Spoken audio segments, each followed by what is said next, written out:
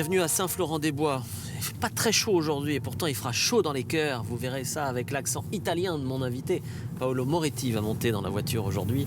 Paolo Moretti est originaire de l'Italie du Nord. Il est le responsable de l'établissement public lyonnais qui gère le cinéma sur La Roche-sur-Yon. Alors à la fois le cinéma Le Concorde, mais surtout le Festival international du film de La Roche-sur-Yon, qui a connu un très très beau succès d'ailleurs cette année. Alors ensemble, bien sûr, on va parler des longs métrages qui lui plaisent, de sa passion pour le cinéma.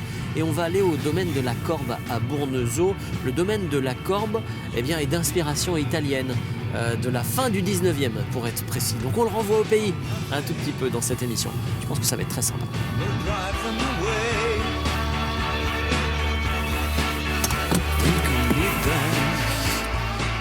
Bonjour Paolo. Bonjour. Vous parcourez un petit peu le département, vous qui êtes tout nouveau? Ça arrive. Non, ça arrive. C'est plutôt vers la côte, évidemment, que je connais un peu plus. Vous êtes italien du nord de l'Italie. Oui. Quel est le tempérament de l'italien du nord de l'Italie?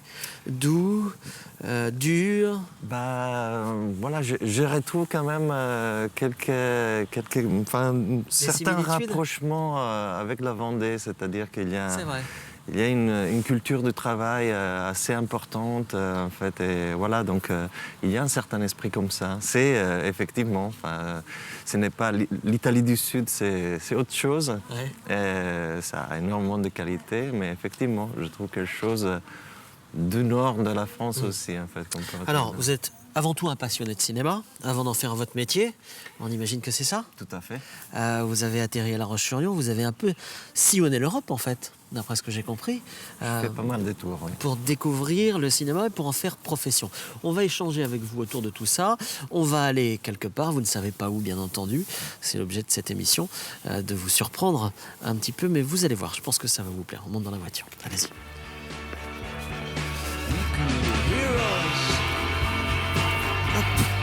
Just for one day. And you can be me. Je vais faire tout un tas de réglages dans ces voitures, hein. On est marrant. I'll drink all the time. 'Cause we're lovers. Est-ce que vous vous souvenez, pour commencer, pour vous mettre un peu en bouche, de votre premier film de cinéma? J'ai un peu... Ou de votre première émotion au cinéma? J'ai un peu du mal. Je pense que j'avais 5 ans ou 6 ans, mais je n'ai pas un souvenir. Je pense que c'était un film de Walt Disney. C'est vrai? Comme pour beaucoup de monde. Oui. Qu'est-ce que vous pensez d'ailleurs du cinéma de Walt Disney, des longs métrages comme ça? C'est des objets extrêmement complexes en fait. C'est beaucoup plus de ce qu'on pense et souvent ça peut générer des imaginaires assez compliqués chez les enfants. Ce n'est pas contrairement à l'approche qu'on a d'habitude. Ce sont des films extrêmement complexes et qui révèlent des aspects, qui enquêter un peu plus en profondeur révèlent des aspects tout à fait surprenants. Alors, ensemble, on va échanger sur l'ensemble de votre parcours, à commencer par la fin. Qu'est-ce que vous faites à La Roche-sur-Yon? C'est surprenant de voir un Italien à La Roche-sur-Yon, voilà, avant qu'on parle de ce que vous faites au festival des films. Il y a un petit côté exotique pour les Vendéens, c'est vrai. J'imagine. Je fais... pourquoi? Parce que j'ai fait des choses très intéressantes ici. Sur le festival du film, on imagine que c'est une grosse machine. Quel est le pourcentage de programmation et le pourcentage d'organisation dans lequel vous êtes impliqué? Les deux choses vont ensemble. C'est-à-dire que c'est la programmation qui entraîne des questions et des problèmes d'organisation. C'est-à-dire, cette année, par exemple, les films de clôture. Les films de clôture, c'était The Walk de Robert Zemeckis, en avant-première. C'était un film en 3D. Et on n'avait jamais transformé le grand air, les manèges, dans une salle 3D. Donc là, ça devient un souci d'organisation et je peux compter sur ça, sur une collaboratrice fantastique, qui est Émilie Rodière, qui s'occupe de l'organisation et qui va résoudre des problèmes que je lui crée avec la programmation. En fait. Alors, cette programmation, vous l'avez fait évoluer. J'ose dire que ça a été un succès cette année, puisque vous avez augmenté le volume de visiteurs, de cinéphiles. Je dirais oui, considérablement. Et surtout, il m'a semblé cette année, après c'est pas à moi de dire évidemment, mais il m'a semblé qu'il y avait un très joli esprit général en fait de la part du public, qu'il y avait quand même une impression de satisfaction générale. Oui. Quoi. Donc c'était un peu le pari, voilà. Oui. C'était pour ça qu'on travaillait. Et oui, effectivement, on a augmenté d'environ 30% les tickets, ce qui est sur une année, c'est quand même beaucoup. Je pense qu'on doit quand même, une partie de ces succès à la présence de Vincent Lindon, qui a, au-delà évidemment du public qui allait voir les films qu'on a choisis ensemble, de sa filmographie. Disons qu'il a mis en circulation une curiosité autour du festival dont aussi les autres films qui étaient programmés ont bénéficié. Évidemment, et c'est tant mieux du reste. Vous dites que le festival n'est pas élitiste, mais il est exigeant. Enfin, c'est plutôt moi qui le dis. C'est comme ça que moi je l'ai analysé. Cette année, je l'ai trouvé très exigeant, mais beaucoup moins élitiste. C'est-à-dire qu'il y avait des découvertes, il y avait surtout des découvertes de longs métrages qu'on ne voit pas ailleurs, mais qui restent accessibles. C'est tout ça l'enjeu en fait. Moi je n'utiliserai pas les mots exigeants, c'est-à-dire que pour moi, jamais ça m'est venu à l'esprit pour dire les mots exigeants, dans le sens où j'essaye de composer un programme où chacun puisse un peu trouver son compte, et notre devoir entre guillemets en tant que programmateur, c'est d'essayer de donner le maximum d'informations pour que chacun puisse trouver son chemin dans la programmation, dans les films, etc. Les Zemeckis, qui était en clôture par exemple, oui. C'est un film extrêmement populaire, on le rappelle. Zemeckis, c'est quand même c'est le réalisateur de Retour vers le futur. Roger Rabbit, c'était Roger Rabbit absolument. aussi. Donc c'est quand même un réalisateur de grande ouverture, je dirais, vers le grand public. Mais néanmoins, avec The Walk, il fait un travail sur la 3D et sur la reconstruction qui est, c'est un petit manuel de qu'est-ce qu'on peut faire avec cette technique. Donc, si on veut le voir du point de vue cinéphile, pointu, etc., on y trouve son compte. Si on veut juste s'amuser et voir un film, un divertissement, c'est ça aussi. Donc c'est justement tout le travail qu'on fait sur le festival, et j'espère que ça va continuer longtemps. Ça va continuer. Et qu'on fait aussi sur les Concordes, c'est justement de ne pas créer des contrapositions entre l'aspect de la recherche et les populaires. Voilà, c'est pas ce sont pas des mots à mettre en contraste, c'est toujours les populaires et la recherche, pas ou la recherche. Dites-moi Paolo, est-ce que vous arrivez encore à vous émerveiller devant le cinéma? Parce que quand on est programmateur, on pense à ce qu'on va mettre, à la manière dont on va agencer les choses. Vous pleurez encore au cinéma? Bien sûr. D'ailleurs, est-ce que vous pleurez au cinéma? Oui, ça arrive. Mais j'arrêterai de faire ce travail si ce n'était pas le cas. C'est évident, c'est pour ça. C'est pas... évidemment, c'est beaucoup de travail, c'est énormément de temps, etc. Mais je considère que c'est un privilège. Moi, c'est quelque chose... toucher cette matière-là, ça me fait vibrer. C'est quelque chose qui... Et pourquoi vous n'êtes pas passé de l'autre côté? Pourquoi vous n'avez pas été jusqu'au bout de la création en devenant réalisateur? Ou est-ce que ça vous tente d'ailleurs? Peut-être, hein. Je ne l'exclus pas.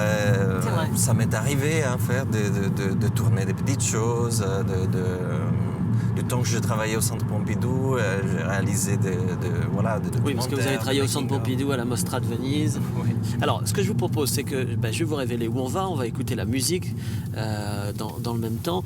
On arrive du côté de Bournezeau, et pour ne rien vous cacher, on va au domaine de la Corbe. Je vous emmène en Italie parce que c'est une propriété du 19e siècle d'inspiration italienne. Ça vous va ? Et puis on écoute à l'instant David Bowie, puisque c'est votre choix musical. Vous allez m'expliquer ça dans une seconde. Pourquoi vous avez choisi David Bowie ? Pas parce que c'est tristement d'actualité, mais parce que voilà, juste ces morceaux, je pense que je pourrais en parler pendant... C'est vrai, vous étiez un vrai fan ? 1h30. Oui, évidemment. Enfin, moi, je trouverais incompréhensible de ne pas être fan de David Bowie. C'est quand même une des personnalités les plus singulières et importantes, pas seulement dans la musique d'ailleurs, mais voilà, dans l'esprit du temps qu'on vit. Oui. Et ces morceaux-là, justement, on venait de parler tout à l'heure d'une dimension populaire, d'une dimension de recherche. Oui. C'est un fond, je dirais, des recherches, d'attention et des choses qu'on pourrait qualifier de pointues qui font que ce morceau est grand public. Allez, écoutons-le.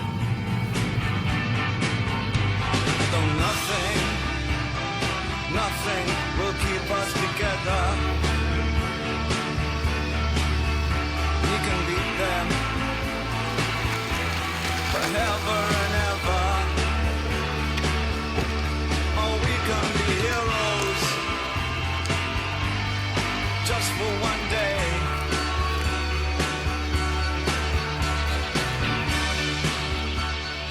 Paolo, bienvenue en Italie. Il y a des repères quand même ? Vous Quand trouvez même, des oui. petites choses ? Oui, il y a Sur des signes. l'architecture ? Il y a des signes. C'est-à-dire, dites-moi. C'est difficile à dire, mais c'est assez inusuel. C'est quand même que d'inspiration, on va dire. Voilà, enfin, c'est pas... Mais quand même, c'est une architecture assez originelle pour la Vendée. Je n'ai jamais vu rien de pareil en Vendée. En fait. Moi non plus, je dois avouer que je découvre. Est-ce que vous avez le mal du pays parfois ? Ça arrive.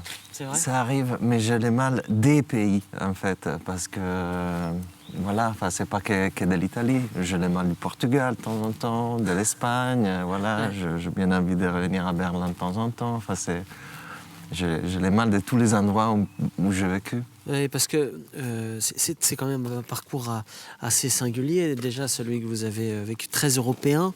On ne peut pas savoir si dans 5-10 ans, vous serez en Vendée. Vous serez peut-être encore ailleurs. Enfin, vous avez vraiment cette envie de mouvement perpétuel pour le moment ? J'ai envie de continuer à apprendre, donc tant qu'il y a des choses à apprendre, voilà, je vais rester dans un endroit. La France vous a apporté plus que, je ne sais pas moi, que l'Allemagne ou que le Portugal pour le moment ? La France m'a apporté énormément. C'est vrai ? Énormément. Pourquoi ? Parce qu'elle m'a fait confiance. Enfin, j'ai commencé, disons que mon premier vrai travail, c'était au Centre Pompidou. Et voilà, c'était pour moi quelque chose d'exceptionnel. C'est-à-dire que la France m'a donné, surtout vis-à-vis du cinéma, m'a donné des chances inouïes, des possibilités que je n'aurais jamais eues ailleurs. Donc j'ai appris énormément justement parce qu'on m'a fait confiance ici. Alors vous avez fait de belles rencontres, j'imagine, au travers de l'ensemble de votre parcours dans les différents festivals que vous avez fréquentés. Donc récemment, c'était Vincent Lindon.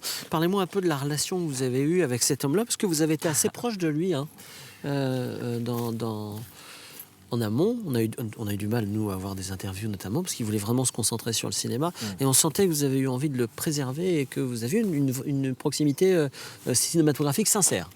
Tout à fait. Enfin, je pense que voilà, c'est le mot vraiment, c'est la sincérité. Je trouve qu'il a été exceptionnel, vraiment au-delà de ce qu'on peut s'attendre. Il était d'une générosité extrême, émouvante. Très bien, on continue cette conversation.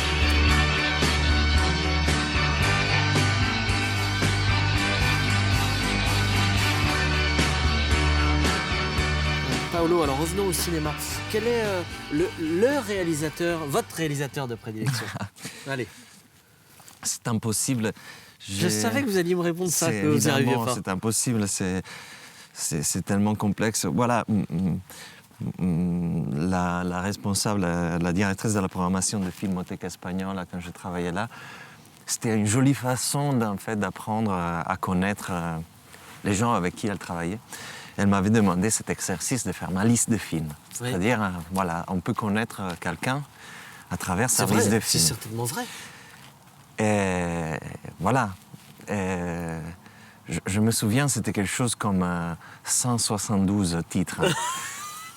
Donc c'est genre, et c'était vraiment... Mais c'est les Italiens, ça, c'est pas possible. Il faut toujours plus, toujours plus. 172 titres. C'est beaucoup. Et c'était genre des minimums. Enfin, c'est genre, quels sont les films qui composent... Et vous y avez passé une nuit pour essayer de faire tout ça? Non, mais c'était quelque chose que j'avais pas encore fait. Ouais.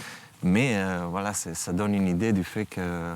Mais vous n'avez pas un film, enfin je sais pas, moi, alors, c'est pour mon émission donc je peux en parler, mais si je citerais 2-3 films, 2-3 réalisateurs qui vraiment, que je porte au-dessus de tout, que je mets au pinacle. Moi je dirais que s'il y en a... Il y a un réalisateur qui va peut-être au-delà du fait d'être un réalisateur, c'est Werner Herzog. Ah. Et c'est quelqu'un qui est, pour moi, c'est voilà. une figure. Exactement, ça va au-delà de la réalisation. Ouais.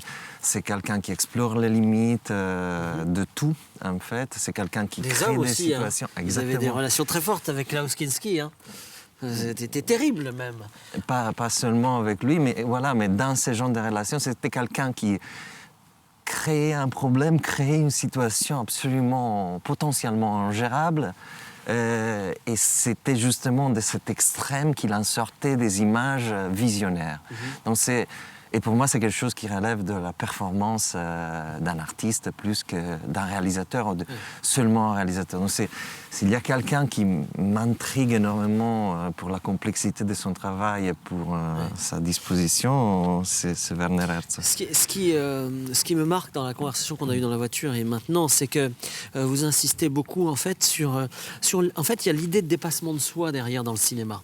Il y a aller au-delà de soi-même quand on regarde, et quand vous me parlez d'un réalisateur, c'est aller au-delà de soi-même quand on réalise. Et peut-être même quand on programme, aller aussi au-delà de soi-même, non?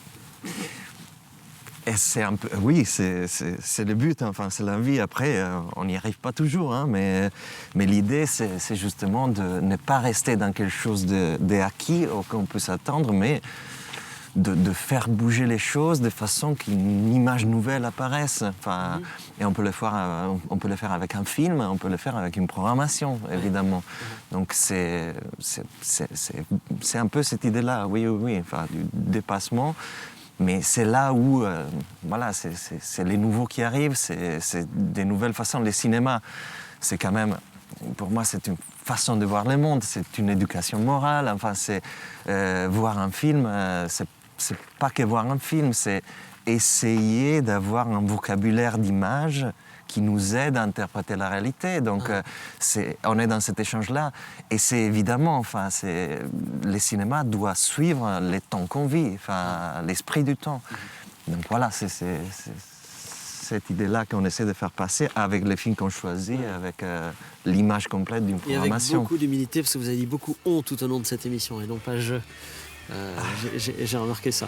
Voilà, donc je vous remercie en tout cas. C'est déjà la fin de ce programme, la fin de ce Sans Détour. Merci, on va aller vite se mettre au chaud parce qu'il fait froid. Oui. On ne vous le cache pas, ça doit se voir. Merci au propriétaire du domaine de la Corne ici à Bournezeau qui nous a accueillis. On se retrouve dans les jours avec un nouveau numéro de Sans Détour. Pour nous, c'est retour à Saint-Florent-de-Brac.